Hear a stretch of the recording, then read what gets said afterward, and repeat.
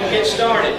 There are handouts in the back. If you'd like to have a handout, we're on class number 5 out of 9 that I think that we have. I think we have 9 classes. There's a couple of Sundays in the quarter where we're not going to have class because of other things that are going on. So we're a little bit over halfway through, and we mark a little turning point today. All right, but today we're going to start the class with a poem. All right? It was 6 men of Indostan, to learning much inclined, who went to see an elephant, though all of them were blind, that each by observation might satisfy his mind. The first approached the elephant, and happening to fall against his broad and sturdy side, at once began to bawl, "God bless me, but the elephant is very much like a wall." The second, feeling of the tusk, cried, "Oh, what have we here? So very round and smooth and sharp, to me 'tis mighty clear, that the wonder of an elephant is very much like a spear." The third approached the animal, and happening to take the squirming trunk within his hands, thus boldly up and spake, "I see," quoth he, "the elephant is very much like a snake." The fourth reached out his eager hand, and felt about the knee. "What most this wondrous beast is like is mighty plain," quoth he. "'Tis clear enough that the elephant is very much like a tree." The fifth, y'all see where this is going, right there. The fifth, who chanced to touch the ear, said, "Even the blindest man can tell what this resembles most, deny the fact who can, that the marvel of the elephant is very much like a fan." And the sixth no sooner had begun about the beast to grope, than seizing on a swinging tail that fell within his scope, "I see," quoth he, "the elephant is very much like a rope." And so these blind men of Indostan disputed loud and long, each in his own opinion exceedingly stiff and strong. Though each was partly in the right, all were in the wrong. What a great poem, right? It's a famous Indian parable. And the moral of the story, or at least one of them, goes something like this: that we all have different experiences, and that we all have different perspectives, and therefore whenever we find ourselves at odds with other people on what they're saying, that we ought to be humble, and that we ought to recognize our own limitations, and that our own limitations in knowledge, and our need for other perspectives, and ask and that others may grasp truths that we do not. And as far as that goes, the moral in the parables is pretty good. But now, if you've heard this before, though, many skeptics use this parable, and they try to make it a metaphor for knowing God. And applied to God, these skeptics say, no one can know the truth about God. That none of the world's religions, they say, have the truth. But they all have parts of it. And so we need all of the religions of the world, they say, in order to understand anything about the truth of the spiritual reality of God. One poet even added this as a final verse to try to make that point. He said, "So oft in theologic wars, the disputants that I ween rail on in utter ignorance of what each other mean, and prate on and on about an elephant that none of them have actually seen." Now, as an explanation though, now again, as a metaphor for being humble and recognizing the limitations of our own perspectives, this is a great metaphor. But I would suggest to you that as a metaphor for knowledge about God, it totally backfires.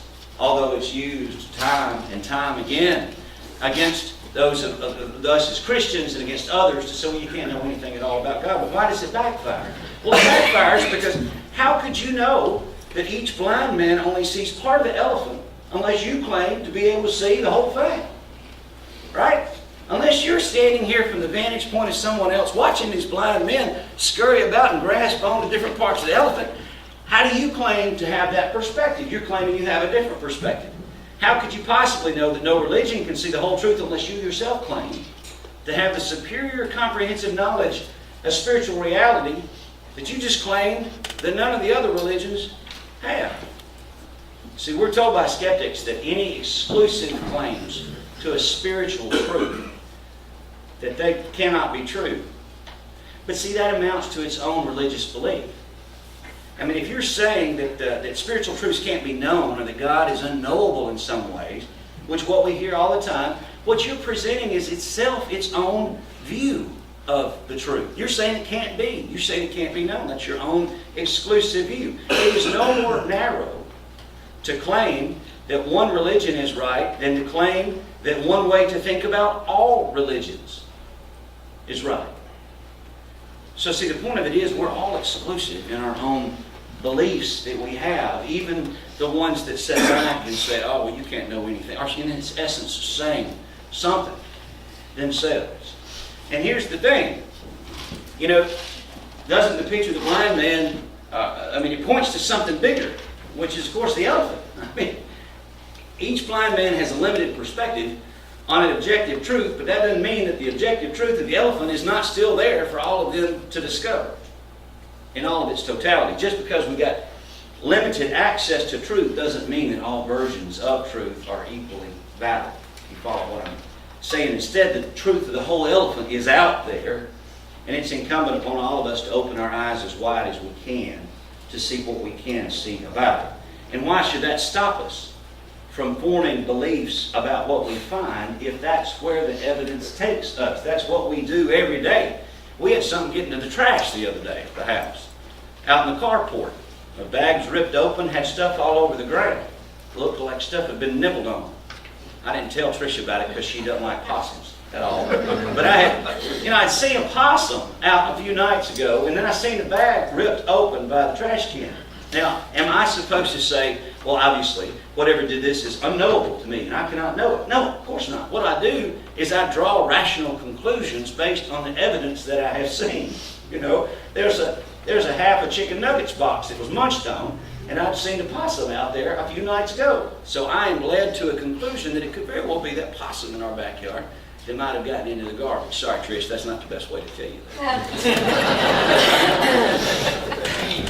In other words, we cannot be content to be as the blind man. We must try to see. And in fact, that we can see some things about the nature of God should lead us to draw reasonable conclusions about what we find, and that's okay. Because as you know, we are told in a verse that we keep going back to in Romans, that Paul wrote, chapter 1, verse 20, talks about how His invisible attributes, His eternal power, His divine nature have been clearly seen, being understood through what has been made, so that men are without excuse. Things being clearly seen. So let's do just that. Let's take what we've talked about in the past few lessons, and let's see what kind of picture that paints for us of God. And then let's look at the different views of God that humanity has come up with over time and see how Christianity stacks up. In other words, let's take what we've looked at in the last few lessons, what we've been able to deduce from logic and reason, which paints us certain attributes of God, and then let's look at the different views of God in the world. And let's see how these different views stack up and see where Christianity lands. Now, we've talked about we focused, and there are others, but we have focused on the big three. The three primary arguments for the existence of God drawn from logic and from reason and from the world around us. We've talked about the cosmological argument, which is the argument that the universe had a beginning, and because it had a beginning, that we are able to draw certain inferences from reason and logic, that whatever started it must have been incredibly powerful, must have been transcendent, that is, outside of the universe itself, transcends the universe, that it must have been non-contingent, meaning not something that is caused by something else or something that changes on account of something else, but something that is non-contingent and unchanging, that it must be timeless or outside of time, must be unique, not anything else like it, and even something personal, even a thing that is personal. All that from the cosmological argument. And we talked about the design argument. That's the argument, that's the analogy of the watch in the woods, that the universe itself shows and displays such incredible complexity and such incredible precision that it suggests a creator that is intelligent, that is engaged in what's going on, that is incredibly powerful, rather than a universe that is created by just a series of random chemical processes. and unintelligent physical forces.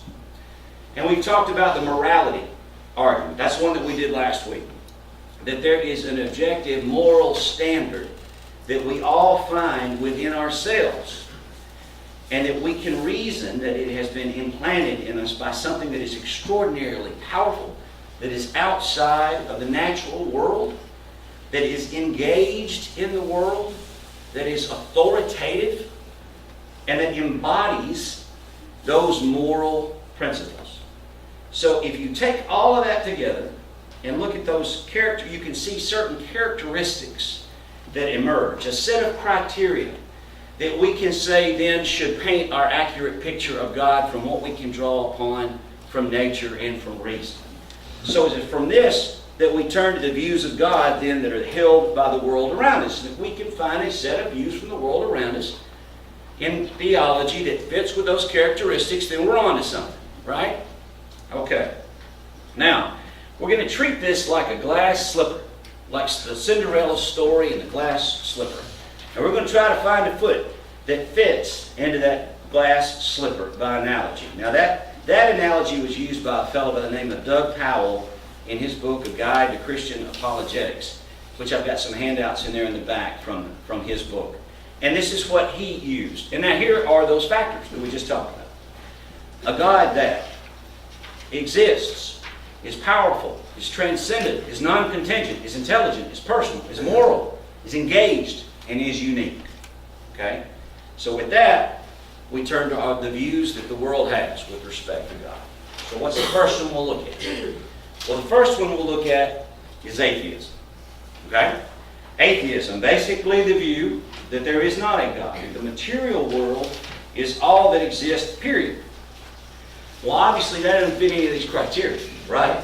I mean, atheism rejects every single one of those findings from the cosmological, the design, and the moral arguments. But as we've seen, it does not provide adequate explanations as an alternative for how the universe came into existence, or the complexity in the design that we find, and it doesn't answer the question about in any acceptable way or any satisfactory way about this moral sense that we find.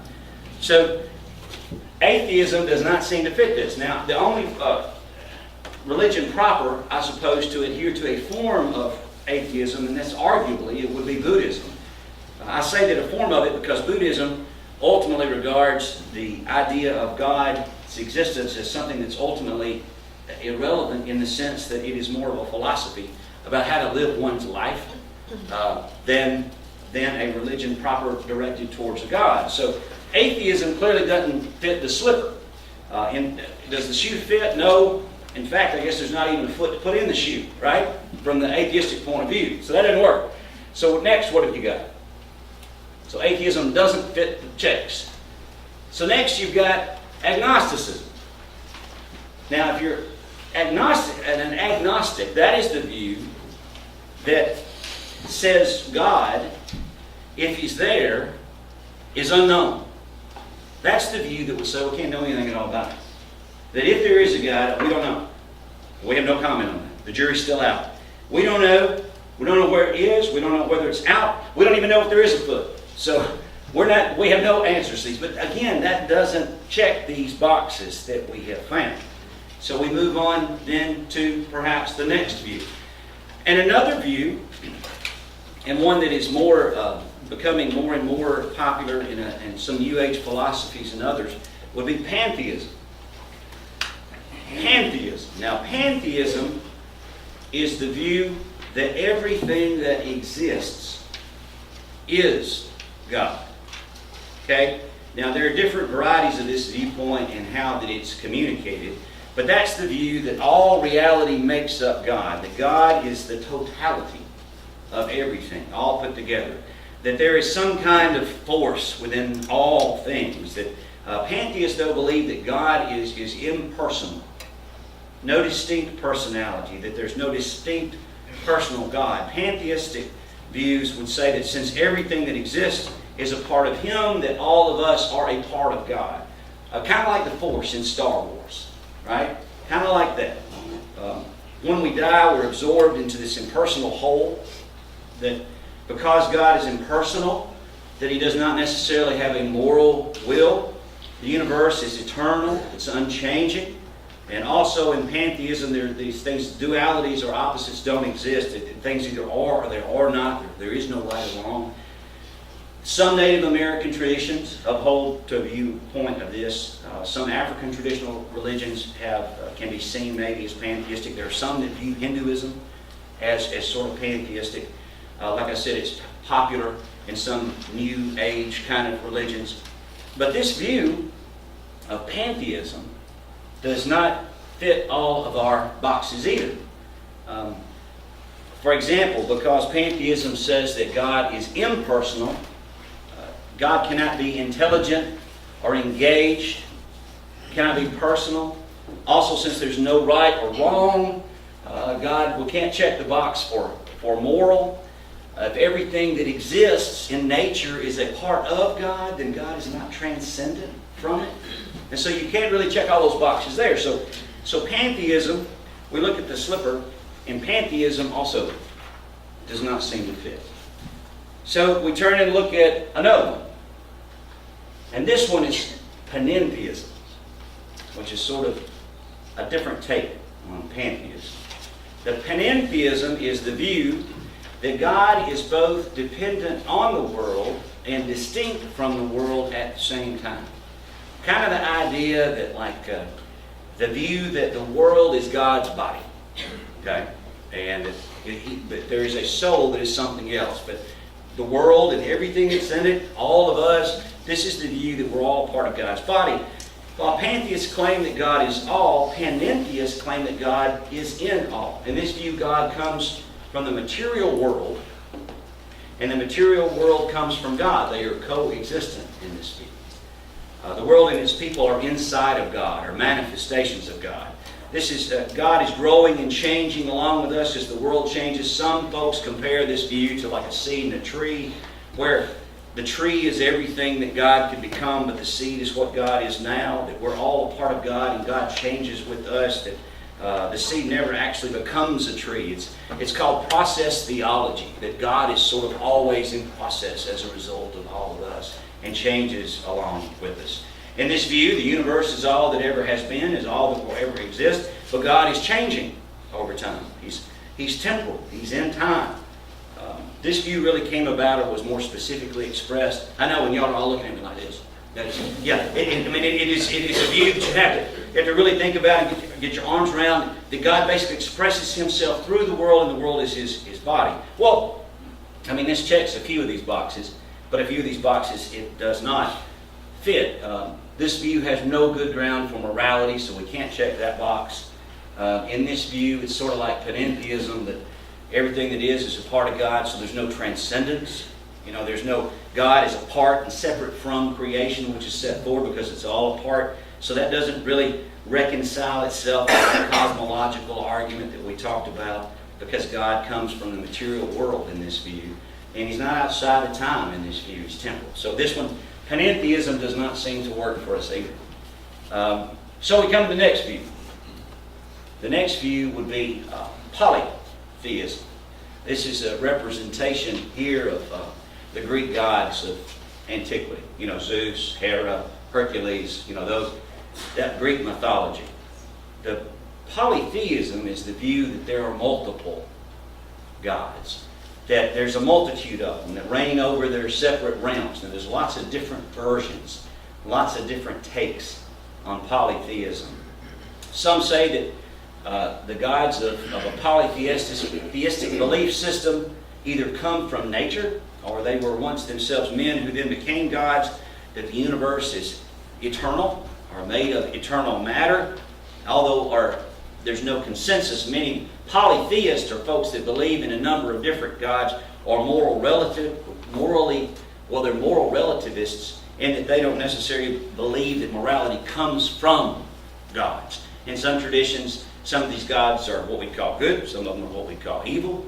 They're different, and so there's no absolute. Polytheists do not always worship these gods equally.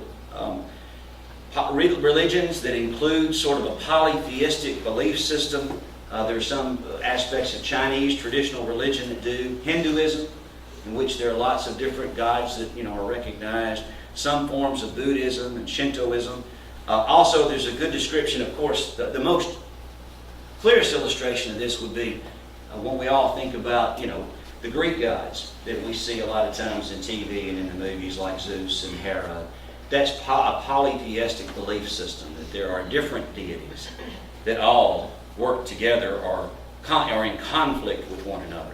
Some folks describe Mormonism as a form of polytheism because the idea is that in some of that theology there are millions of gods, but only one is worshipped, and many Mormons object to this characterization.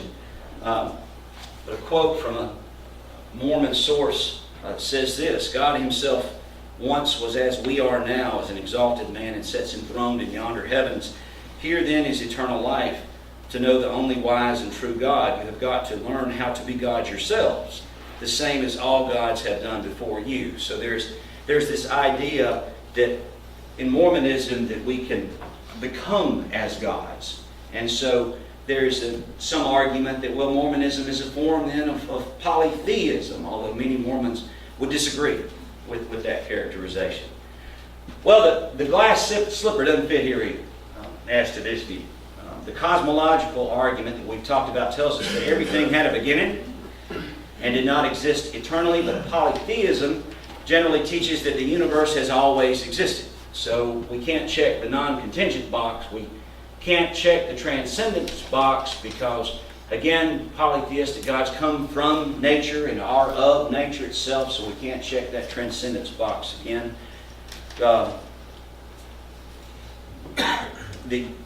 These beings, too, this multi-God-oriented approach, they all have different spheres of influence. So it's not enough to say, you can't really say that they're powerful in that sense. Or you certainly can't say that they're moral in that sense. Because again, there are these different characterizations, and some are good and some are not. And sometimes evil is viewed as something that is necessary to the world, which is counterintuitive to this idea of moral. And obviously, since we're talking about multiples, there's certainly no unique presence to these. So the glass slipper does not fit here either. So then you say, okay, what other views are there out there? What's left? Well, there is deism. Now, deism is the view that God cannot be known through religion, but that God can be used or known only through reason and through nature. It would be as if we stopped in this class with these arguments from nature and said, well, that's all we got.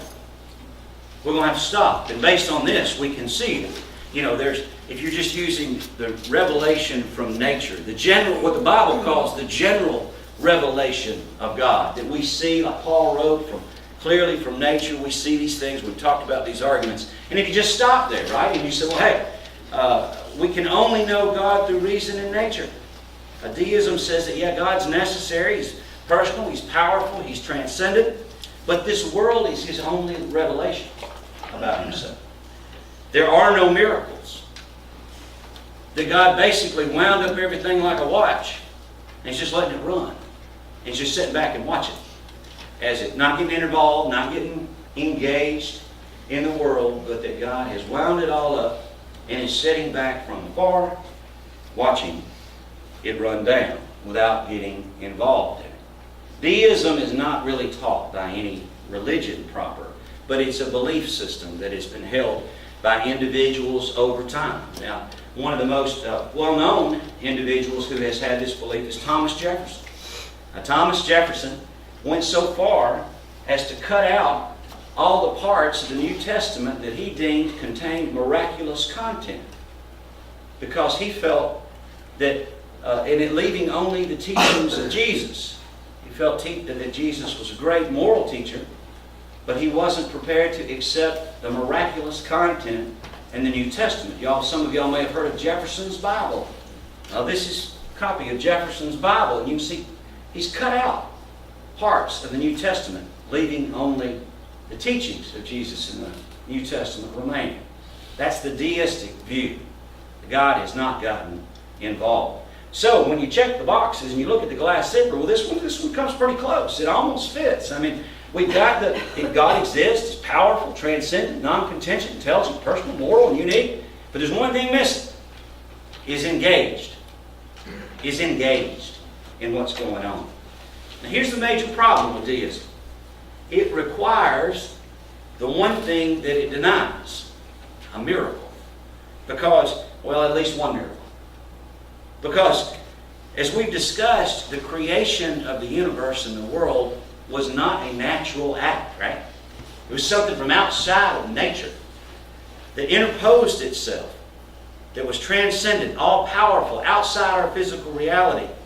That would then be, by its definition, a miracle. When you talk about a miracle, you're talking about something that's outside the natural order, right? Well, based on the arguments that we've talked about, we've seen a need for something outside of creation that interjected itself in a very powerful way. And if you've done that, you've gotten engaged. You've gotten engaged in the biggest way possible. You've started it all. So deism, by making these arguments, ignores the one thing that it's got to have to get the whole thing started. And that would be that this force, this transcendent, powerful, personal, moral force has actually gotten engaged. And it did get engaged when it started the whole thing. Now, if, as the deist admits, God exists outside of time, then the fact that God got involved way back when it all got started is no obstacle to God getting involved today, even though billions of years have passed. Or millions, or however what number we want to put on that, because He's outside of time. So, deism really doesn't fit this glass slipper either. So, what do we come to? What we come to is monotheism.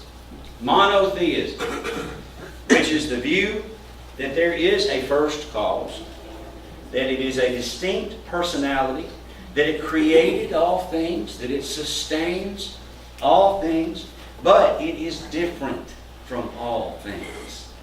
That nature is its creation, not a part of it. In this view, God interacts with creation in different ways and can reveal Himself to us through nature and morality, yes, but also even through direct revelation, even through reaching out to us directly and getting involved and engaging Himself in our affairs, as He did at the beginning of time when the universe was created. Monotheism, it fits the glass slipper, unlike these other views. So you say, all right, Shane, well, who teaches monotheism?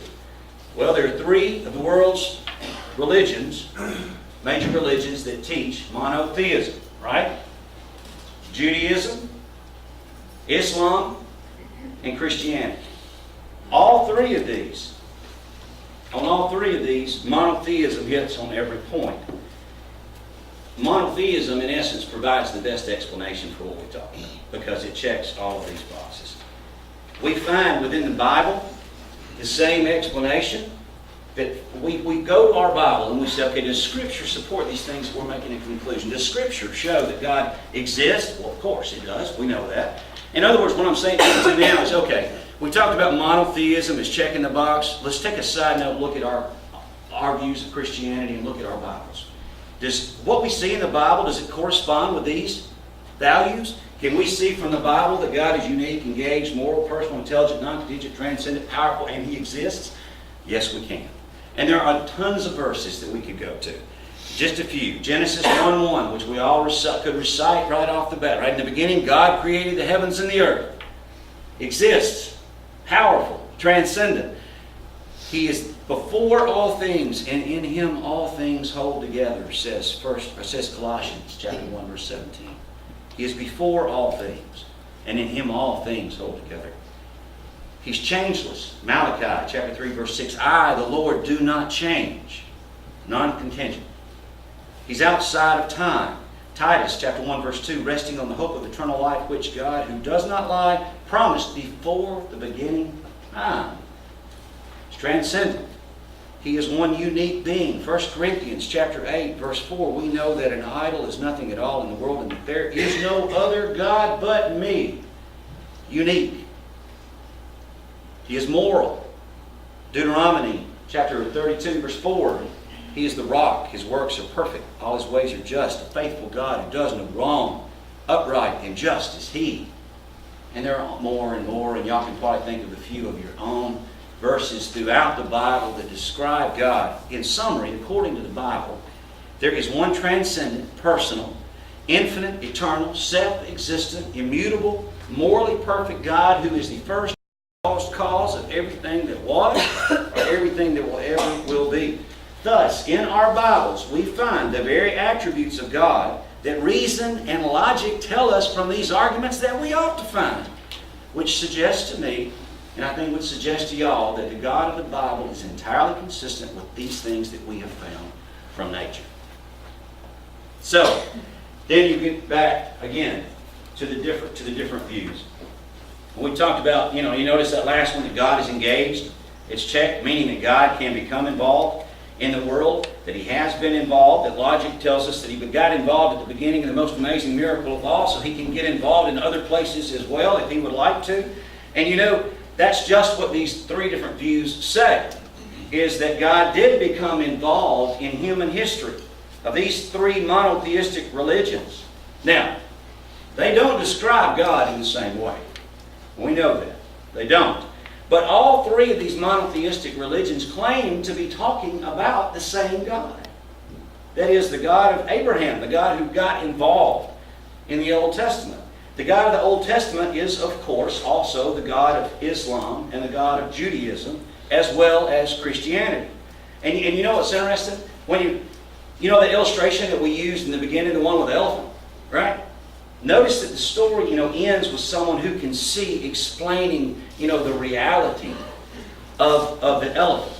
The blind men need this revelation from someone who can see the elephant. But the reason that the blind man and the elephant doesn't work, or another reason it doesn't work, as an illustration of the various religions, is because there are these three monotheistic faiths that say that the elephant, as a metaphor, did speak. The elephant speaks and provides a direct revelation related to the elephant.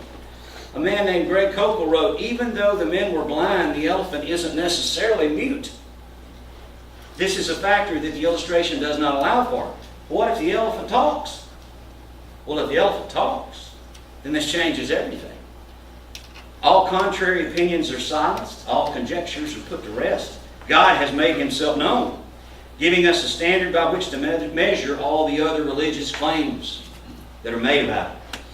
The parable of the blind men does not take this possibility into account, and yet three of the world's great religions, Christianity, Judaism, and Islam, all make this claim. That's what he said. So, then of course, what is the question? Well, then the question becomes, well, which of the three?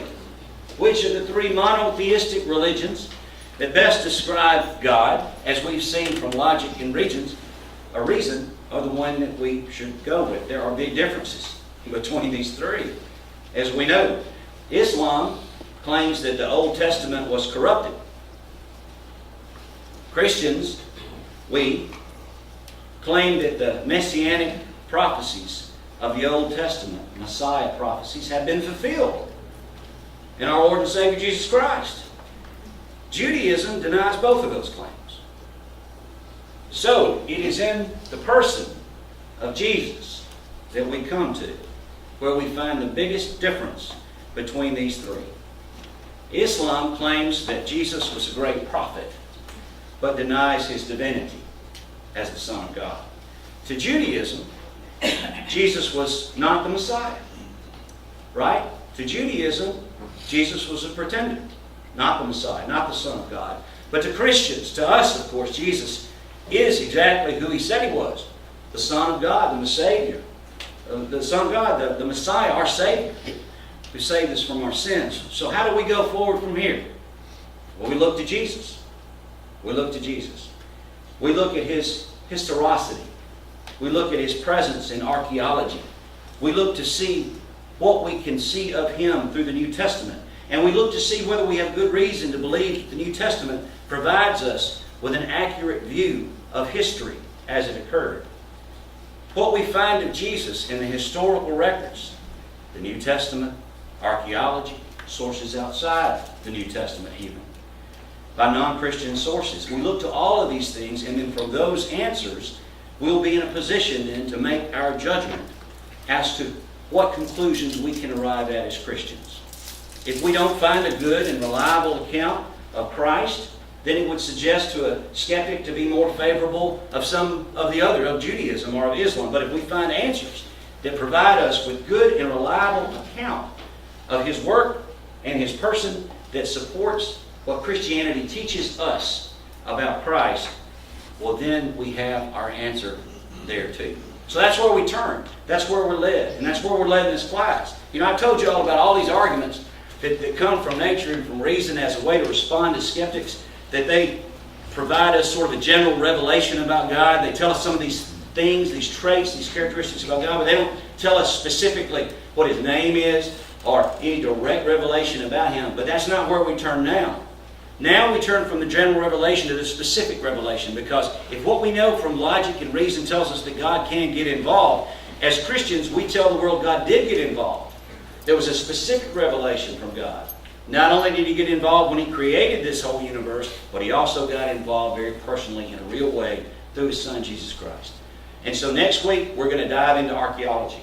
Next week we're going to dive into the New Testament. Next week we're going to begin to look at what we see and how we respond to skeptics who tell us, okay, all right, let's say that there is monotheism. Why Jesus? Why Christ? And how do we respond to that?